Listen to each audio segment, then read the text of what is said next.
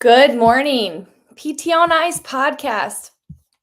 My name is Dr. Jessica Gingrich, and I am on faculty with the pelvic division here at ICE.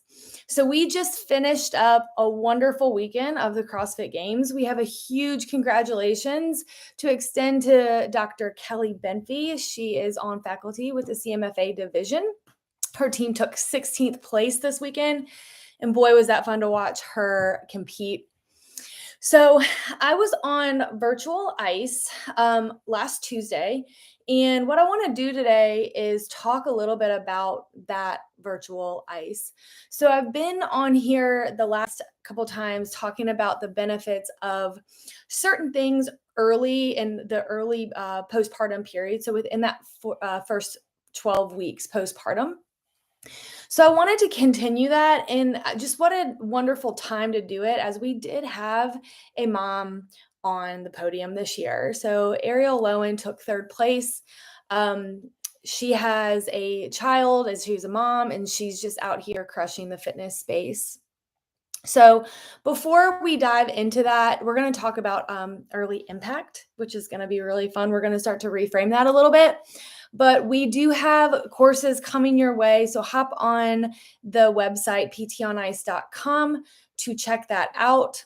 We have 2 courses here at the pelvic division. We have an 8-week online course that bridges everything from gymnastics and barbell lifting to handstand push-up to everything with the pelvic space, with using the internal exam to help get people back to where they need to go. And then we have a 2-day live course. And that one is just really fun. We get moving a lot. So if that is something that's on your list, go ahead and head over there to secure your spot. So we are going to talk about that early impact in the 4th trimester. So the 4th trimester is the first 12 weeks postpartum. There's a lot of things that matter here, but I want to start to reconceptualize the phrase of this or certain things put a lot of pressure on your pelvic floor. So we know that growing a fetus is going to put more demand on the anterior abdominal wall, as well as the pelvic floor, as well as a lot of other systems in the body. So, but so does a sneeze, right? Like when we sneeze, it puts a lot of pressure on the pelvic floor. When we lift weights, it puts a lot of pressure on the pelvic floor. When we lift our child that then wiggles around, it's going to put a lot of pressure on the pelvic floor. The phrase, "this puts a lot of pressure on your pelvic floor," we want to maybe refrain from doing that, can be a very fearful message, and also one that's just incorrect at this point. We want to do it in a way that is going to allow the pelvic floor to succeed. We don't want to blast through symptoms of leakage or heaviness or pain, but we need to start reconceptualizing this, especially speaking to our clients. So now, before we jump in, no pun intended there, impact, we want to understand the demands placed on the pelvic floor in the day-to-day. So number one, when you have a baby, whether it's a C-section or a vaginal delivery, we do have a healing process, right? So with a vaginal birth, if there's no tissue trauma, so this is a vaginal birth with no tearing, no episiotomy, and episiotomy is where they would cut to allow more room. We know that the tissues stretch approximately 300 times their original length. So right then and there, we can put that as tissue trauma, right? That is tissue trauma without any disruption to the sarcomeres or the skin or the connective tissue. Tissues will need about 4 to 6 weeks for healing, but this doesn't mean that we can't do nothing for 4 to 6 weeks. Now, there's going to be probably a lot of questions that come with this because everyone is different, right? So we need to understand that, and set the expectation early can be super helpful. So when educating our patients, I love to give a timeline. So I usually say between 6 and 12 weeks, sometimes 6 and 8 weeks, depending on where that person is. And that's kind of nice because then when they get back to doing impact things, that's now something where they're like, oh, I was kind of anticipating 12 weeks instead of now, right? And so that gap is pretty big, but at least it allows them to be like, okay, I have this set date or time frame, if you will, where we're going to start working back to that. Number two, we need to start talking about toileting. We need to teach people how to poop. We need to teach people how to pee. If we are not asking that question, are you burying down when you go to the bathroom? Are you pushing your pee out? You're going to be missing a big mark here. Your pelvic floor is reflexive. So as pressure gets put down on it, it should be turning on. So if you're going to the bathroom and you're bearing down, we're putting a lot of pressure on the organs, if you will. However, we're also putting pressure on the pelvic floor that's likely kicking it on. And if it's not, it's just pushing it downward. So we need to be asking about that. We need to be encouraging a squatty potty. We need to be encouraging fluid, water intake, fiber intake, and really the time spent on the toilet. And this goes for males too. So spending a lot of time on the toilet just isn't what you want to do. If they are the person that takes their phone in with them, you could even tell them, hey, let's try not taking your phone in to see if you get off the toilet sooner. So number three, we do have oral intake. So we talked about water intake just a second ago, but just recognizing that beverages like carbonation, alcohol, artificial sweeteners, they could be bladder irritants. And so I went to the gym this morning and I did one of the CrossFit Games workouts today called Helena, which is a 3 rounds of 400-meter run, 12 bar muscle ups, and then 21 dumbbell snatches.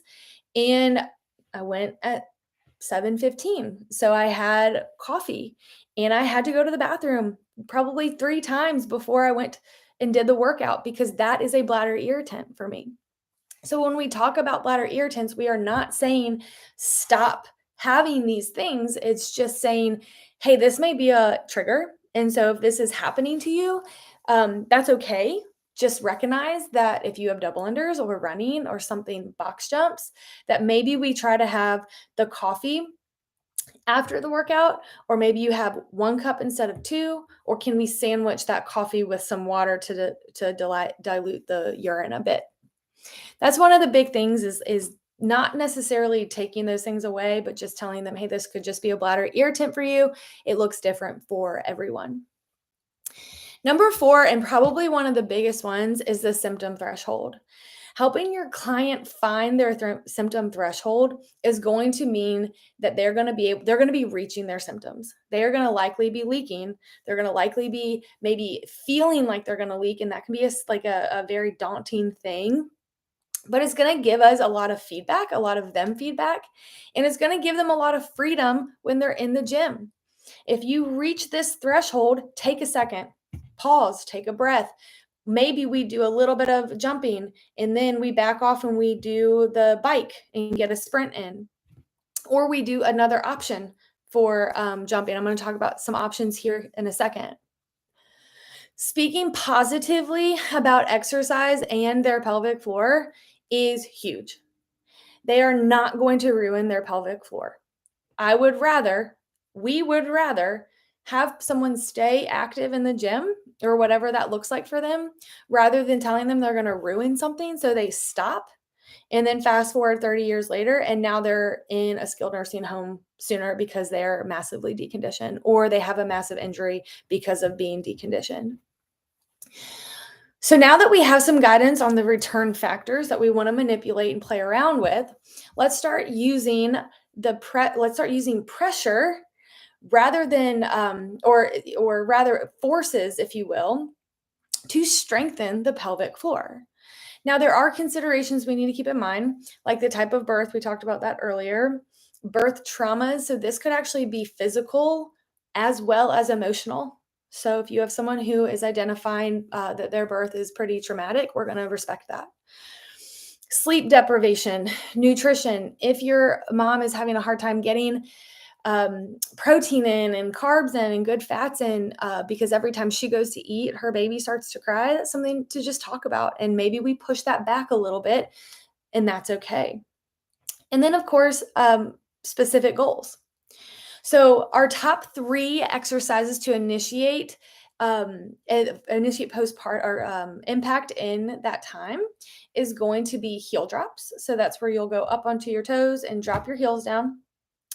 Alternating hops is just going to be alternating side to side. You can do that without a jump rope or with a jump rope. Doing it with a jump rope is actually very difficult and takes a lot of coordination. And then small hops. And that is going to just be small hops with 2 feet. Something to keep in mind in here are breastfeeding moms. That can be very uncomfortable. So just talking to them about wearing a very supportive bra when they come to that visit. As always, we are going to ask about symptoms during these during your progressions into impact. So the symptoms are going to be leakage, pressure, pain, and then also bleeding. So in that early trimester, we want to just keep an eye on bleeding. It is normal to have an uptick in bleeding, but we want it to not be like that they're passing clots after they start upping their intensity. Keeping the conversation positive, even if they're hitting symptoms early and we're regressing. All we're doing is we're meeting them where they are and understanding that progressive overload is going to happen. And even talking to them about that is a really fun thing. So to recap, we have pressure doesn't have to be a bad word when talking about the pelvic floor. Understand other factors that may be influencing the pelvic floor, such as toileting, nutrition, type of birth, and essentially linking that to their symptom threshold. Utilizing small impact movements at first and start to initiate that progressive overload principles. So I'll leave you with that. Have a great Monday, and we'll see you next time.